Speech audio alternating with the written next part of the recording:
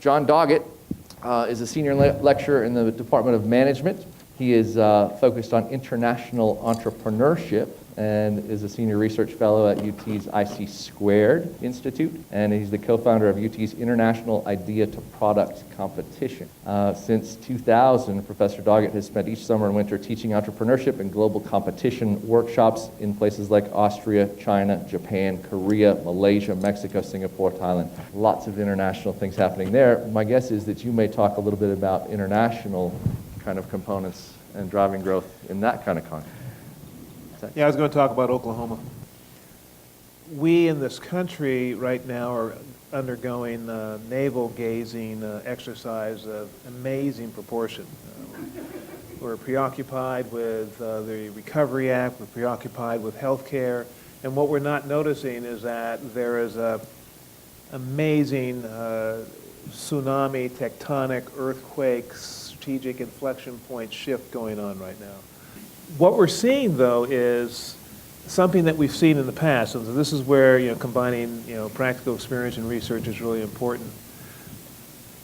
If you remember the old days of the 1980s when everybody was worried about Japan Inc., the Japanese are coming in, they're buying everything.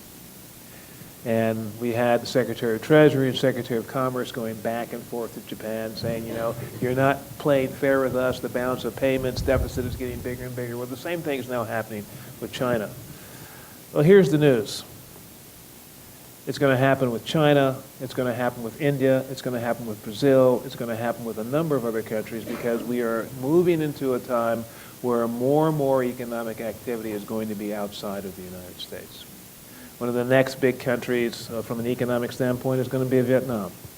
They're following the path of China, realizing that they can have a slightly open society that's more market-based. And so what we're seeing now is that a lot of the environmentally questionable businesses that were in China are now moving to Vietnam. And that process is going to continue. So what does that mean for you, whether you're small, medium, or large? You're going to face more competition from countries that you never thought about as competitors. And you're going to face some opportunities that you probably hadn't thought about.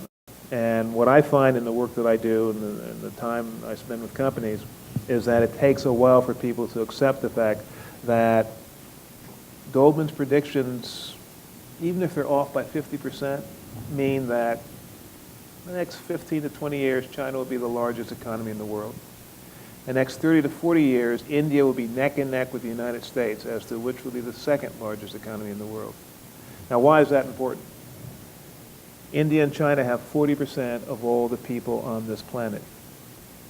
And what we know from Japan is that when you have a vibrant domestic market, what does that do? It gives companies that serve that domestic market an ability to grow and get stronger and learn how to compete, and then to have a base that they can use to go outside. And we're seeing that in automobiles right now, where Toyota now is the largest automobile manufacturer in the world, coming from Japan, which has a population now of about 140 million. What happens when the Toyota of China or the Toyota of India says it's time for us to go global? And the answer is obvious. They're going to be coming from markets, domestic markets of over 1 billion people.